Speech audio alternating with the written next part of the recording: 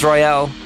It's Cruel Nostalgia. And that's all I've got time for this week. Thank you for joining me. I'm Jamie Cullum, and this has been a Folded Wing production for BBC Radio 2. On the BBC Sounds app, on your smart speaker, and on 88 to 91 FM.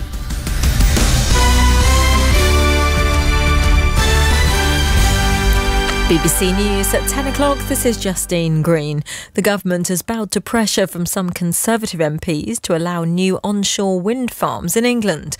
Until now, ministers have resisted calls to make it possible for more turbines to be built onshore, but now they say new wind farms will be given the go-ahead where local communities approve them, as our political correspondent Jonathan Blake explains. Since 2015, there's been an effective ban on onshore wind farms being built in England. And since then, the Conservative Party's been going through a bit of a debate about this whole issue, particularly recently when the issue of renewable energy and energy security has come to the fore given the war in Ukraine. So now ministers have conceded and said that there'll be a consultation about how wind farms are given the go-ahead in local areas.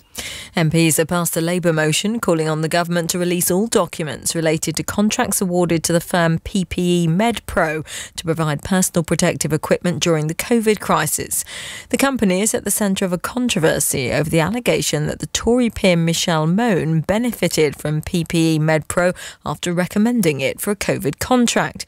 Lady Mone denies any wrongdoing and says she's requested a leave of absence from the Lords to clear her name. The Health Minister Neil O'Brien told the Commons that ministers hadn't taken decisions in the procurement process. Due diligence was carried out on every single company.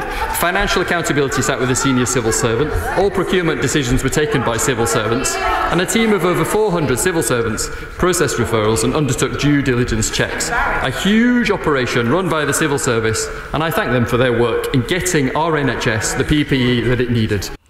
SNP MPs have elected Stephen Flynn as their new leader at Westminster following the resignation of Ian Blackford. Mr Flynn, the MP for Aberdeen South, defeated Alison Thewlis, who'd been seen as being closer to Scotland's First Minister Nicola Sturgeon. Speaking after the result was announced, Mr Flynn, who's 34, said he would be relentlessly focused on standing up for a second independence referendum. We need to make that positive, decisive case for Scottish independence, our right to choose, our democratic right to choose, but also to hold the Conservative UK government's feet to the fire on the fact that we have a cost of living crisis and people in Scotland are struggling. But we also can't forget about the Labour Party in all of this, because the Labour Party, as it stands, also want to deny Scotland her democracy, and that's simply not good enough. At the Football World Cup, Portugal are through to the quarter-finals after beating Switzerland 6-1. Portugal will play Morocco, who are through to the last 8 for the first time after a shock victory over Spain on penalties. Matt Lucas has announced he's stepping down as a co-presenter of the Great British Bake Off on Channel 4. He said he was leaving after 3 series because he could no longer commit to the programme's schedule alongside other projects.